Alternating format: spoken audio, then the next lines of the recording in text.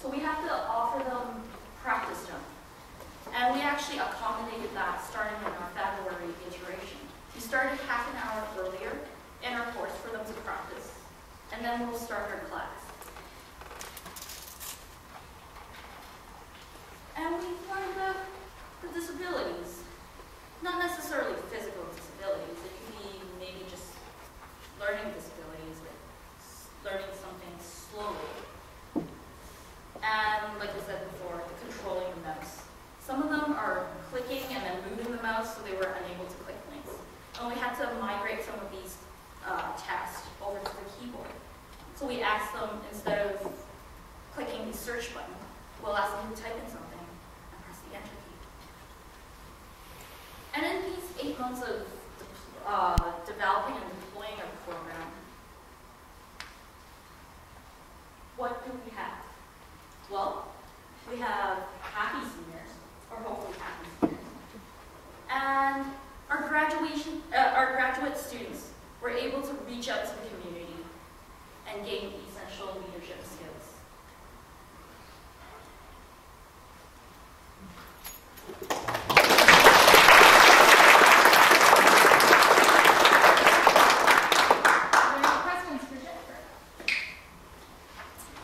Is your course available for other people to use and put on?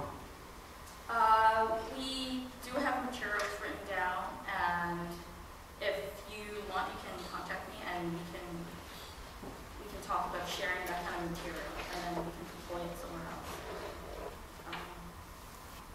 And how big are your classes? And are you going to offer this course again? Our classes right now are 18 participants, and because we want to keep to the 2-to-1 ratio, we might have to keep our class small, unless we find tons and tons of volunteers. Then we can deploy the larger class. And yes, we are going to have more of this, but the next time will be October. I heard about from seniors that tried to register for this course, and there was an ad in a paper, and they were trying to leave the message, but the mailbox was full. Yeah, so that was the phone number being down for the next week. Yeah. Thank you. Do you cover, get questions or deliberately cover anything on security? Because one of the concerns about seniors as a group, they seem to be more vulnerable to scams, not just IT scams. We discuss about them. We tell them that there are phishing emails, and we actually discuss about those. And they are worried. They actually constantly ask us, how do we prevent things and stuff like that. And we can really only tell them what we know, and we can't really help them to prevent anything, right? Yes. Those that don't have computers at home, do you give them assistance purchasing?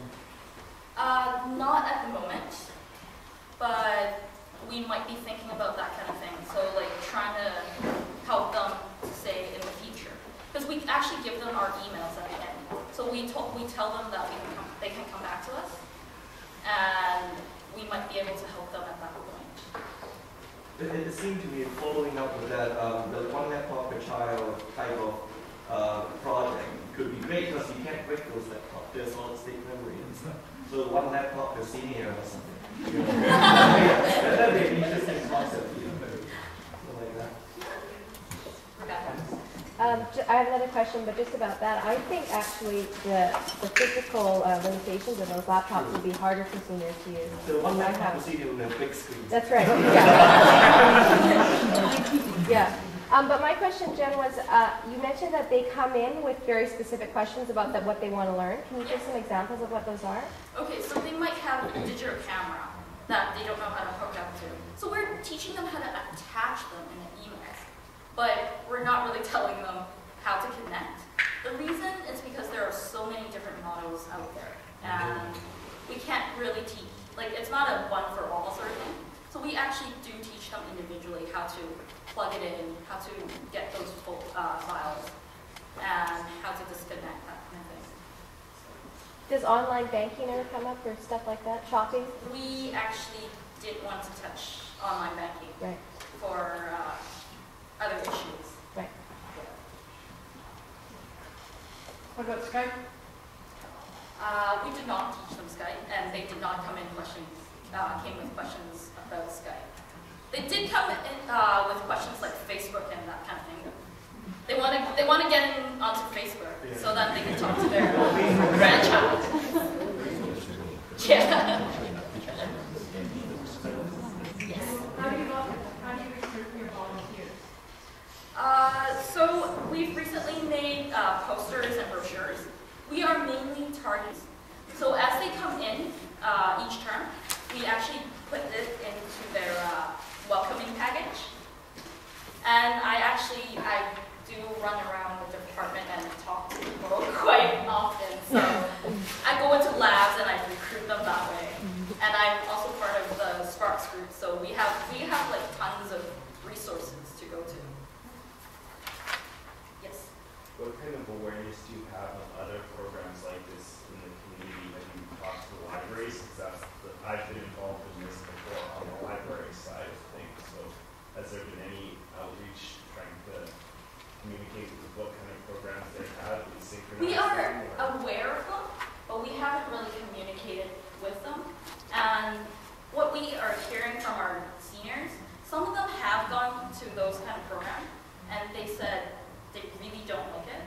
So I don't know if, and so far our feedback have been excellent.